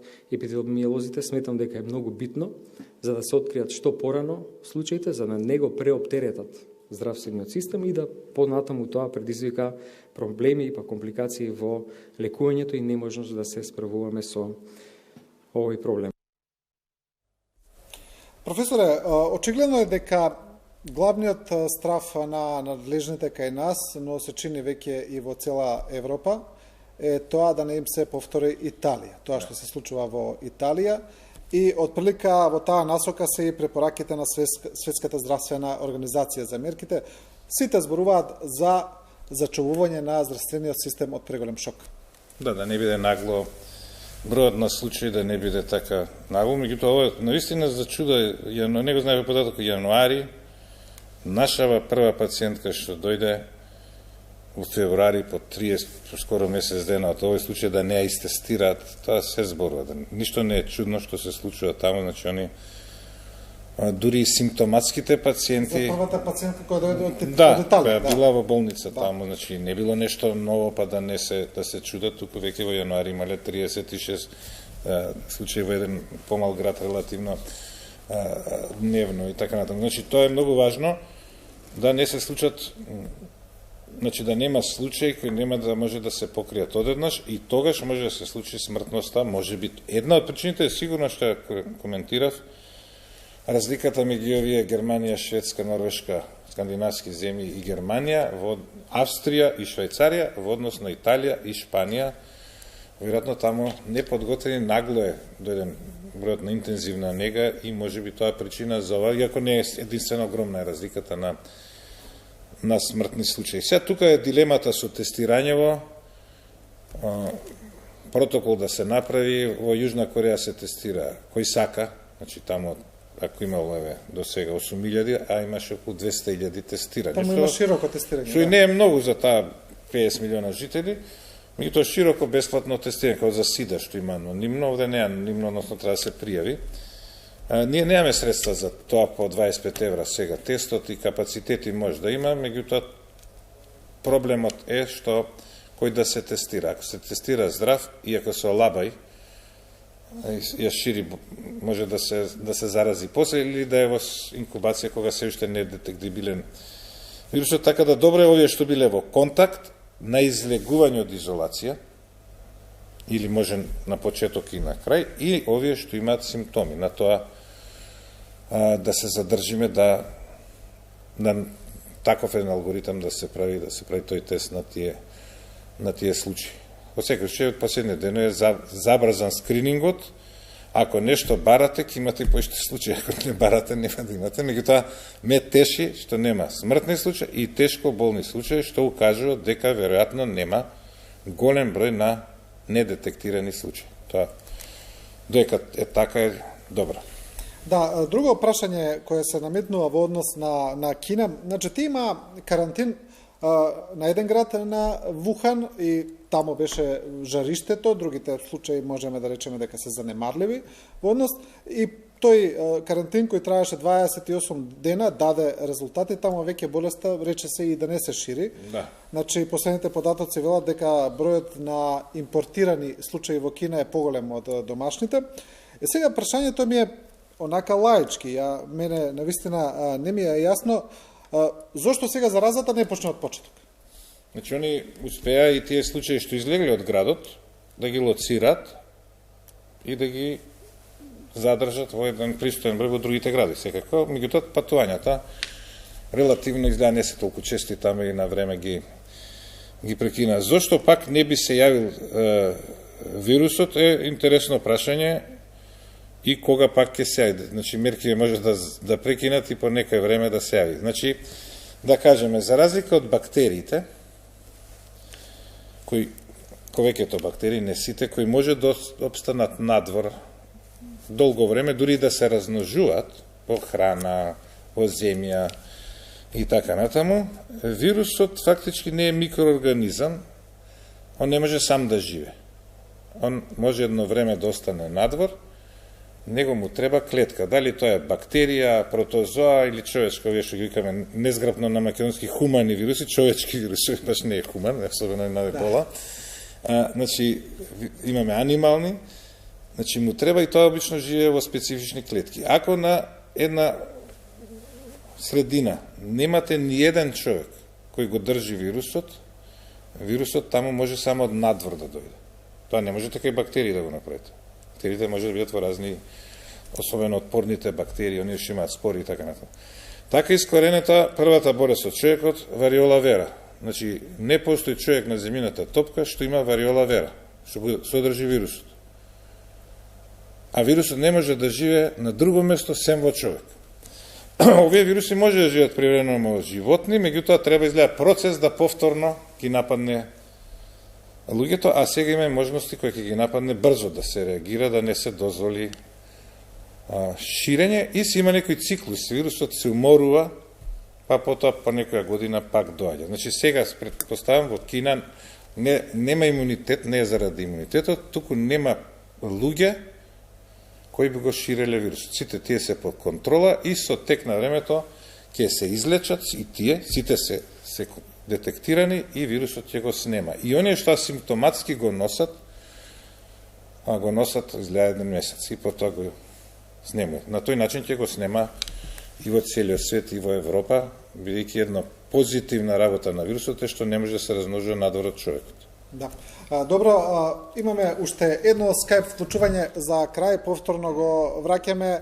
Славе Младеновски, немаме уште многу време, уште 8 минути до крај, затоа ќе ве молам за навистина еден кус одговор за едно сиже на вашето обраќање вечерва тука. Кажете ми, ова што се случува, буквално го сврте светот наопаку. Значи, ние за периодот, не знам, 15 на 20 дена, веќе живееме во нова реалност и очигледно е дека кога и да заврши ова со короната, дека ќе се разбудиме во различен свет од кој што сме живееле до сега. Дали мислите дека луѓето се свесни за тоа? Дали ја гледаат оваа драматична промена или дека се случува вака постепено, па едноставно ќе се навикнат? Кога станува за одговорот на вашето прашање на глобално ниво, не можам да дадам екзактен одговор. Они се свесни за опасноста што постои. Меѓутоа, прашањето или одговорот мора да содржи уште втор елемент, дали се совесни. Меѓутоа, кога би го ставил вашето прашање во контекст на македонските состојби или да речеме состојбите во регионот каде што можам да имам по-веродостојни информации, можам да истакнам дека за сите нас, како поединци и за државите и општеството, ова е сериозен тест, дека всушност мораме да се однесуваме одговорни како луѓе. Јас сакам да ја завршам ова емисија, односно учеството во оваа емисија, со една реченица која предпоставам дека ќе биде добра поента за ова што досега го разговаравме и ова што го слушав од вашите соговорници и гостинот во студиото, а станува збор за следново. Медиумите и стручните лица имаат професионална обврска постојано да укажуваат и на опасностите и на заканите да даваат предлози или предлог решенија. Од институциите се очекува да едуцираат, да воспитуваат и соодветно да казуваат однесување што не е во рамките на општествените и правните норми. Меѓутоа, кога станува збор за оваа епидемија денеска, сега што ни се случува, јас ги прифаќам сите анализи што се прават врз основа на податоците со кои што располагаме. И тие ќе бидат добра основа за понатаму да се направат нови анализи и да се дојде до одредени мерки. Меѓутоа, кога станува збор за оваа епидемија, епидемијата не треба да се посматра и да се превенира од аспект на бројот на смртни случаи, туку од аспект на заштита на здравјето на граѓаните. Зошто го велам ова? Тоа е од причина, ако ја земеме смртноста, таа во одредени држави покажува многу ниско ниво, затоа што можеби тие држави имаат добар здравствен систем или можеби имаат добри мерки за негово ширење. И тогаш нашите мерки ќе бидат можеби многу меки, а не знаеме како ќе се однесуваат граѓаните во дадената ситуација. Од друга страна, ако земеме од аспект на јавното здравје и заштитата да преземеме соодветни мерки, тогаш имаме основа да го превенираме ширењето на вирусот. Да. Една поента само ако дозволувате, господин Сејат, сакам да укажам дека и така е започнав емисија моето гостување со благодарност до ТВ24, меѓутоа сега ќе завршам со пораката дека медиумите имаат и професионална обврска да испраќаат до граѓаните пораки со точни информации и благовремено да реагираат на секоја работа. Дури мислам дека во дадена ситуација и државните органи може да формираат одреден центар кој што ќе дава информации на дневна основа доколку граѓаните имаат потреба, бидејќи навистина ние во оваа вонредна состојба ќе се најдеме каде што на луѓето ќе им требаат и информации. Благодарам за учеството во емисија. Да, на денес ќе ви благодарам и на вас. Професоре, имаме уште малку време до крај, уште неколку прашања. Прво, исто така, се уште гледам дека траа таа дилема и светските експерти различно одговараат. Може ли повторно да се зарази човек од вирусот кој го прележа? Во медицината одговорот секој што кажете може, нема да сгрешите, работате колку често. Иначе се може. Во медицината и да се излечите од неизлечива болест и така натаму. Значи може бидејќи има случаи кај што тоа се случило во Кина. Меѓутоа сега не може да ви тоа било брзо, по месец дена. Треба да пройде време, дали колку е долготраен имунитетот за повторно заразување. Сега тоа што се случило е тамно близко до нула, така да сега сметаме дека тие што прележале не може пак да се заразат. Иако тие што кинески случај читав има различно мислење дали е тој повторно заразен или бил погрешно диагностициран. Или остаток од претходниот вирус се уште. Да. Може многу работи на во тестот и така натаму. Значи тоа е многу важно за вакцината. Добро, а кажете ми во однос на лековите. Од она јас што го имам читано, велат во принцип лек за вирус нема. Многу е тешко да има класичен лек, како што е да речеме антибиотик, лек за инфекција. Лек за вирус нема, тоа се лекарства кои можат да ги убlažат симптомите, да го скратат време трењето. И сега зборуваме цело време дека во Русија има некој лек што лечал за ова, во Јапонија исто така, и цело време се зборува за некакви лекови. Значи има за херпес вируси лекови, има за вирусот на инфлуенца, за хепатит Б и најдобри лекови, најскапи се за хепатит С кој лечат слично на пеницилинот кој бил променен, го искоренува до над 90%. Меѓутоа се со илјадници евра тие лекови. Овој вирус е обвиткан вирус, релативно голем вирус, значи има и некои ензими сложене, така да се очекува дека би требало да се најде некој лек кој ќе има и несакани дејства, меѓутоа што се најден за грипот, за херпес вируси би требало. Најтешко се наоѓаат лекови за оние мали вируси, кои се необвиткани, многу едноставни. Овој не е толку едноставен, значи може нешто да му се најде што ќе го спречи. Меѓутоа за наоѓање на лек нов редовна постапка е 24 години. Редовна постапка за докажување на лек. Може да се скрати на 12 со сите работи. Значи испитување клинички, ова нека се скрати на 2-3. Порано, кога немало толку етички норми, можело да се прави на тешко болните, оние што сигурно ќе умрат, а такви не постојат. Сигурно да им се даде некој лек како експеримент. Слушаме од италијанските лекари дека Немам пациент 37 годишен кој го спасиле, му дале 5-6 лека, дури некои антивирусни, па и антималарични, меѓутоа сега не знаеме дали некој од тие го спаси или ќе се спасеше сам. Значи, при испитување лек мора контролна група, а кај вирусите е проблем што бар као немаме такви адекватни животни, кај може да го испитуваме, немаме што лилјаци тешко оди. А што значи контролна група? Да ги заразите едните, да ги заразите другите и новија да давате лек, на другите да не давате. Сега во тек на епидемија може да се најде контролна група на која нема да и се дава лек, или ќе се дава плацебо, на другата да се дава некој лек. Меѓутоа треба да биде кандидатот многу сигурен за да тоа се направи, а за да се стигне до кандидат треба многу претходни испитувања. Очигледно некој постоечки лек без некој модификација не постои. Сега за сега. До сега ќе дадеше директен ефект. Професоре, ви благодарам за учество воедно и прв вако формат. Благодарам, че сме прв гостин на... Се надевам дека некои дилеми разјаснивме. Да, ја можам да дам порака, значи да не се плашиме од последиците од епидемијата, таа ќе биде совладана, сметам дека ќе биде смртноста негде како еден сезонски грип, се разбика заради мерките, а не заради тоа што е болеста лесна. Јас само се плашам за последиците од мерките, ако траат премногу долго, особено на економијата и на предизвикување на здравствени проблеми од друг аспект, ако траат долго. И само тоа се плашам. Иначе дека ќе биде совладана, се надевам до летото епидемијата, да. Ви благодарам.